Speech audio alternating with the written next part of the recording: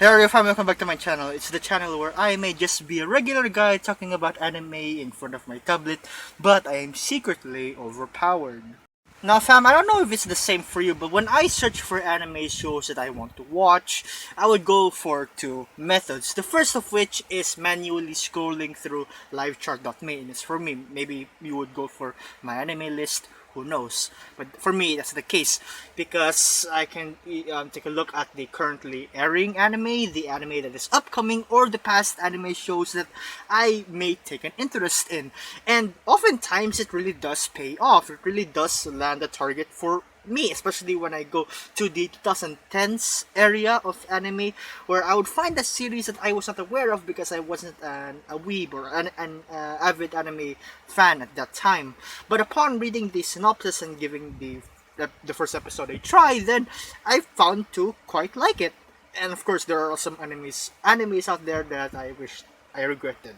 But another method that I use is, I'm sure most of you also tried this, is through good old YouTube. Now, you have a lot of these channels really that would recommend you an anime, or most notably, sort of give a list of the top 10 anime blank, and so on and so forth, you know.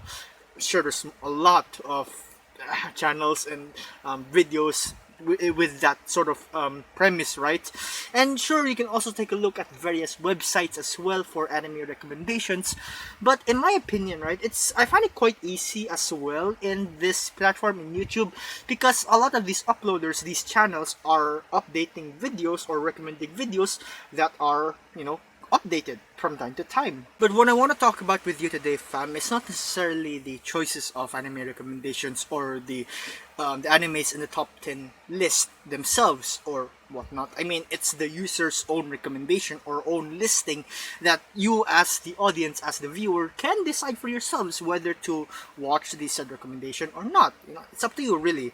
And personally, I find myself to really find a good amount of shows from these recommendation channels, to which I am very pleased, you know. But one other thing that I want to bring up really from watching these channels, right, are the thumbnails.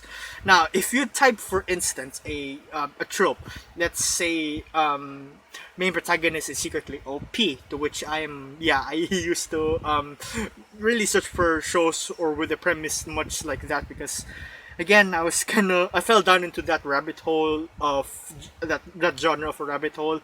But yeah, from that keyword, right, you'd find these top 10 anime videos or recommendation videos, for instance, where you'd notice there's bound to be some form of photoshopping here and there in the thumbnails. They sort of add more more emphasis to the OP of the characters in the thumbnail, as if they weren't OP enough already in the show. You'd have these special effects, auras, the shine or glowing in the eyes, the high saturation, and sort of drawn emblems, or even maybe tattoos. Yeah, tattoos or something. And oftentimes, quite a big change actually to the actual scene of it.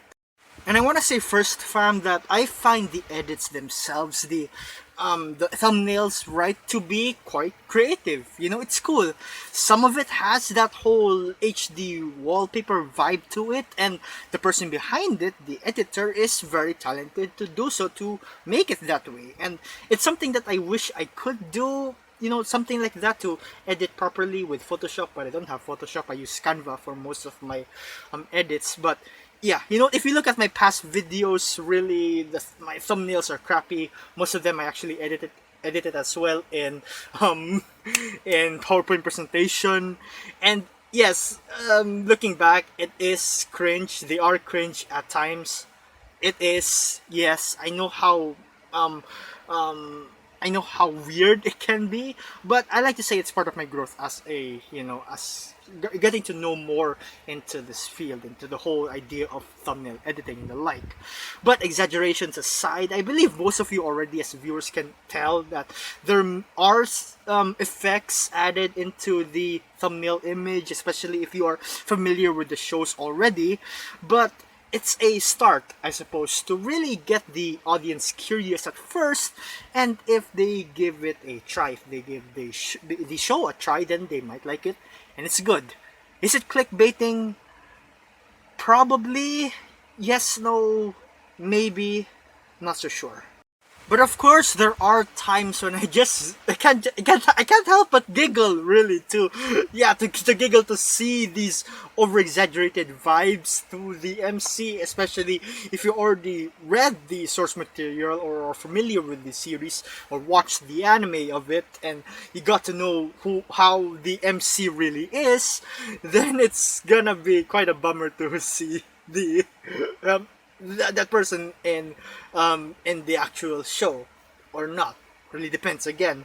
But one of the thumbnails that really got me to make this video for quite some time, really, is this one from Anime List. Top 10 isekai slash fantasy anime where main character gets transferred to another world with strong power. Now, the video itself has no problem, and there is a presented list of these isekai anime, right? But the thumbnail is from the anime adaptation of Banished from the Hero's Party, so I decided to live a quiet life in the countryside. And the protagonist, Red, who is in this thumbnail, is neither a otherworlder or a person who got transferred to another world. He was just transferred to another place in the same world, nor does he have any of the fancy what's this electro oral dragon tattoo glowing blue eye gimmick going on. He's just a humble guy running his pharmacy with his lover. And I mean, yes, Red is secretly OP, but again, it's quite exaggerated, to be honest.